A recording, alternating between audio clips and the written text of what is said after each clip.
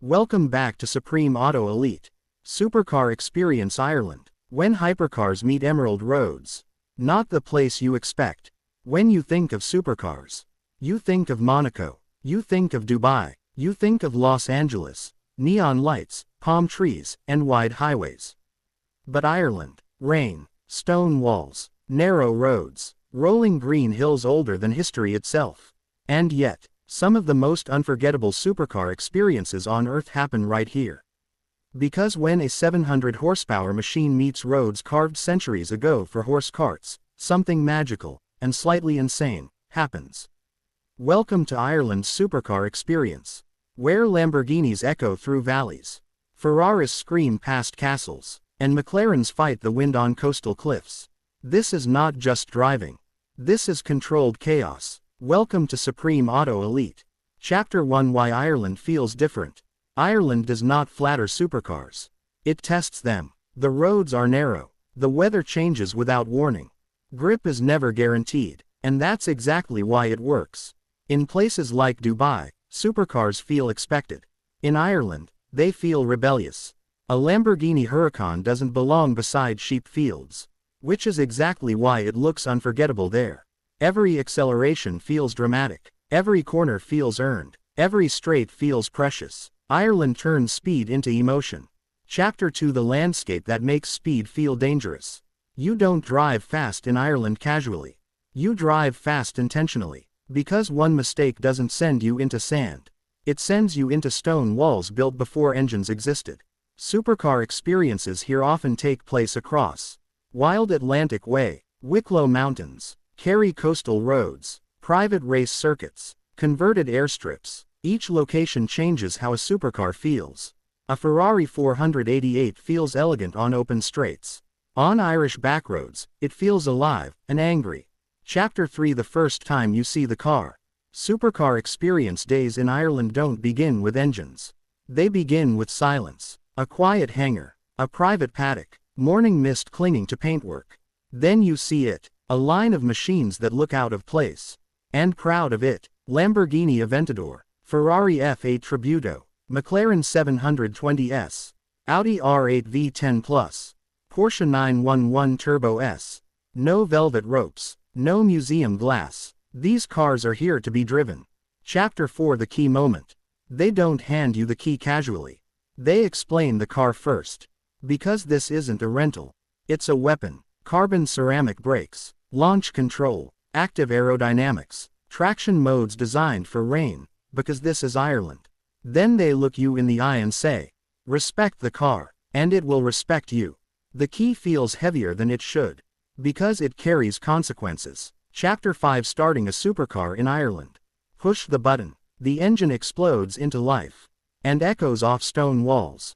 This isn't a tunnel. This isn't a city. This is open land. The sound doesn't bounce. It travels. Villages hear you coming before they see you. Birds scatter. Heads turn. In Ireland, a supercar doesn't whisper wealth. It announces presence. Chapter 6: Rain. The Great Equalizer. Here's the truth no brochure tells you. Ireland humbles supercars. Rain turns 700 horsepower into a negotiation. Traction control becomes your best friend. Throttle discipline becomes survival. This is where skill matters more than spec sheets. A driver who respects Irish roads will feel rewarded. A driver who doesn't, will feel fear. And fear is part of the experience. Chapter 7: Lamborghini on Irish roads. A Lamborghini feels wild anywhere. In Ireland, it feels unleashed. The Aventador's V12 doesn't suit narrow roads. It dominates them. Every downshift cracks like thunder. Every tunnel becomes a concert hall. But you never forget how wide the car is. How close the stone walls feel. How quickly confidence turns into caution. Driving a Lamborghini here teaches humility. Chapter 8: Ferrari. The emotional choice. Ferraris feel right in Ireland. Not because they're easy, but because they communicate. Steering feedback through wet tarmac. Brake feel that tells you exactly when to stop. Engines that respond like they're reading your thoughts. On twisting mountain roads, Ferraris shine. They don't fight the road. They dance with it. Chapter 9: McLaren. The scientific approach. McLarens feel alien. Carbon tubs, hydraulic steering, Aerodynamics doing calculations you can't see. On Irish roads, a McLaren feels precise. It doesn't scare you loudly. It scares you quietly, because suddenly you're going faster than you think. And the car feels calm. Too calm. Chapter 10 The Instructor's Voice. Most Irish supercar experiences include instructors. They sit beside you. Calm. Measured. Smooth inputs. Look further ahead. Brake earlier than you think. They aren't there to ruin fun. They're there to keep you alive. Because Irish roads punish arrogance. Chapter 11 Airstrips and Track Days. Not all speed happens on public roads. Ireland has converted airstrips where supercars are unleashed. Here, no stone walls, no sheep, just runway, and freedom. Launch control activated, RPM climbs, boost builds, then, violence, acceleration that steals breath, gear shifts that hit like punches, speed that arrives too fast to process. This is where supercars remind you why they exist. Chapter 12 Sound Against Nature. One of the most surreal moments. Standing outside the car, listening. AV10 screaming across open countryside. Echoing off hills. Blending with wind and rain.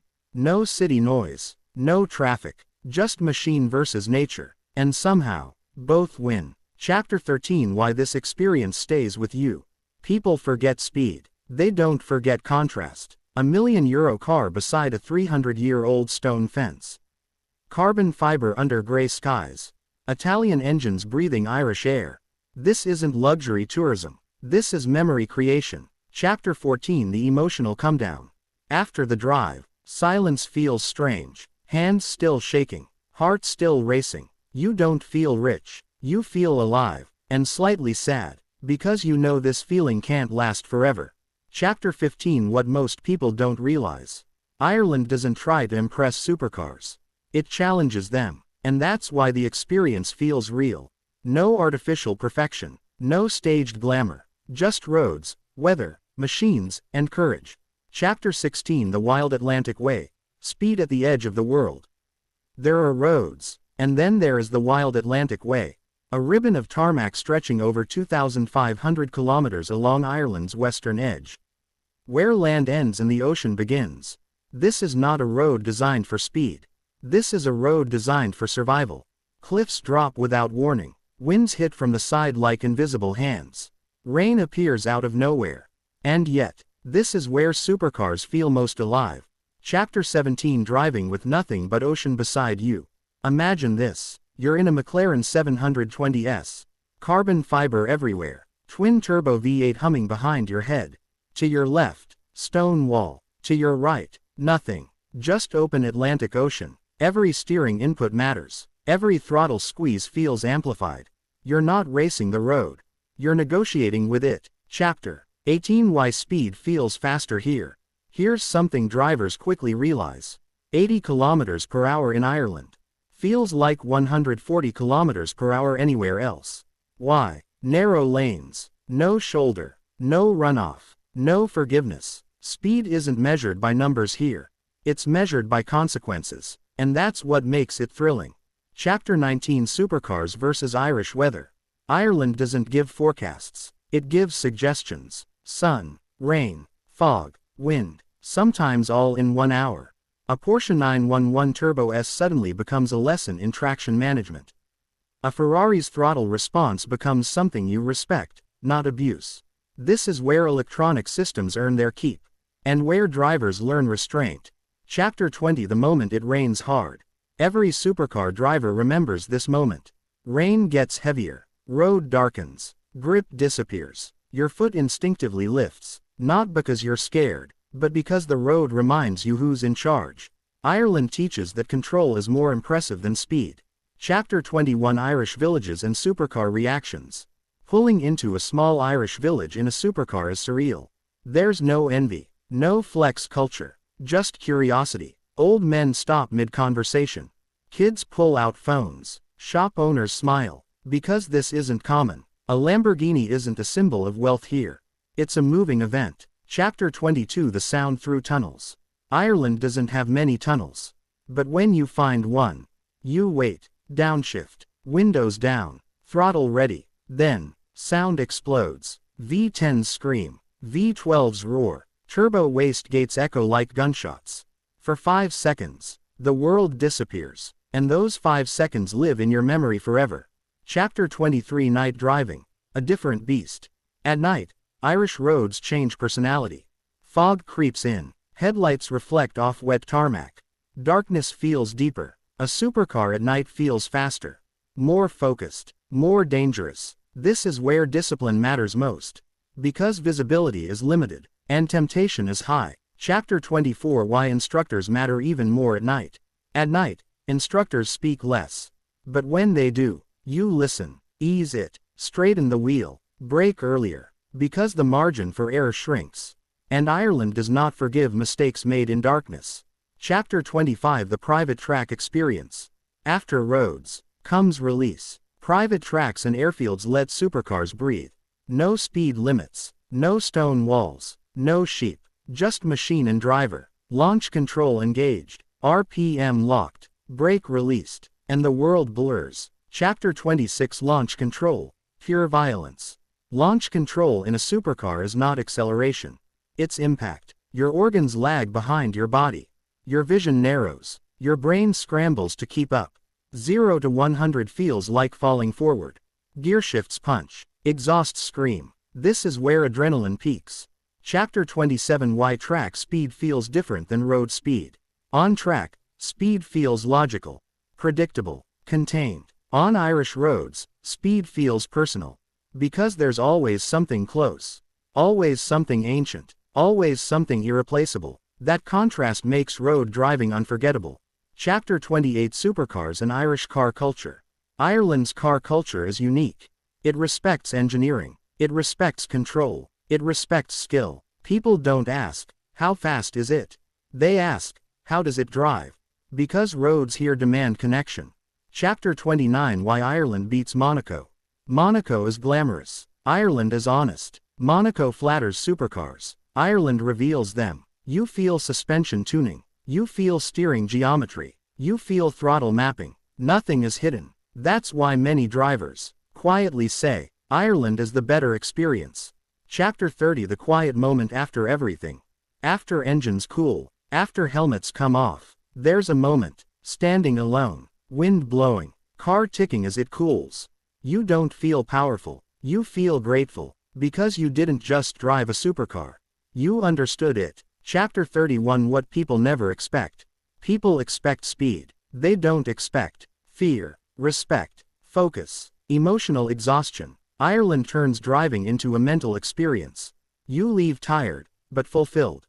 Chapter 32 Why this experience changes drivers. After Ireland, other roads feel wide. Other drives feel easy. Other experiences feel staged. You've driven where mistakes matter.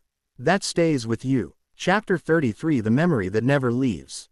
Years later, you won't remember numbers. You won't remember lap times.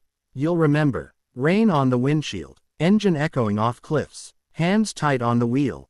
That's what lasts. Chapter 34 Final message to the viewer. If you want comfort, go somewhere else. If you want luxury, go somewhere else. But if you want a real supercar experience, where machines meet reality, where roads don't care how expensive your car is, where driving becomes a conversation between courage and control, Ireland is waiting. Outro. Supreme Auto Elite. This isn't about speed. It's about respecting power. It's about earning every kilometer. And it's about discovering that sometimes the most unforgettable supercar experience isn't on perfect roads, but on the ones that challenge you the most. Welcome to Supreme Auto Elite.